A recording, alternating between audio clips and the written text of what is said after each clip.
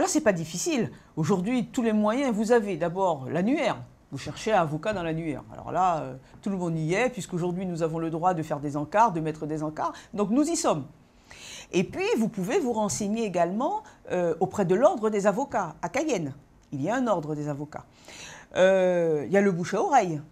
Mais il faut s'assurer, dans une matière aussi spécifique que le droit des affaires, que vous vous adressez bien à quelqu'un qui s'y connaît, un spécialiste en droit des affaires, de telle manière à aller vite et avoir les éléments, les renseignements immédiatement, pour aller à l'essentiel. Donc, mais ce n'est pas difficile.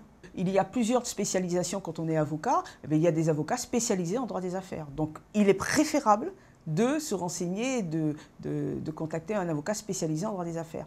Alors, il y a aussi, il faut aborder ce point, les experts comptables, souvent, vont vous créer une société.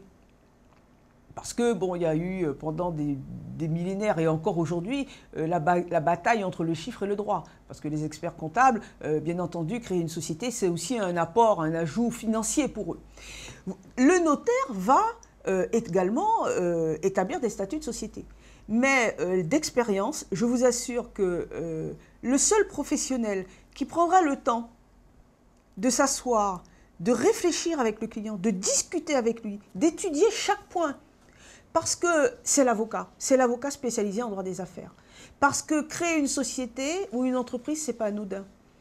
Nous devons réfléchir sur la dénomination, sur le nom de l'entreprise, comment nous allons l'appeler. Nous devons nous assurer que ce nom n'a pas été déjà utilisé ou n'est pas utilisé par quelqu'un d'autre. Sinon, vous vous exposez à une procédure pour avoir utilisé un nom déjà existant ou un nom protégé. Donc c'est très très très important. Nous l'avons vu tout à l'heure, discuter de l'objet. Nous allons déterminer ensemble le montant du capital social. Parfois, certains clients pensent qu'un énorme capital social suffira à vous ouvrir toutes les portes. Pas du tout. Il y a d'autres moyens de faire. Là encore, nous discutons. Nous discutons également de la répartition, alors des associés bien sûr, de la répartition du capital, du nom du gérant, du statut du gérant. Sera-t-il majoritaire ou minoritaire? Des cessions de parts sociales. Allons-nous décider que les parts sociales sont librement cessibles entre les associés? Ou allons-nous décider que nous allons instaurer un agrément, par exemple? Par ailleurs, il y a également l'exercice social. L'exercice social, c'est 12 mois. C'est la période pendant laquelle vous tenez votre bilan. Mais la date de clôture. Allons-nous décider une date de clôture au 31 décembre, date à laquelle les experts comptables sont débordés?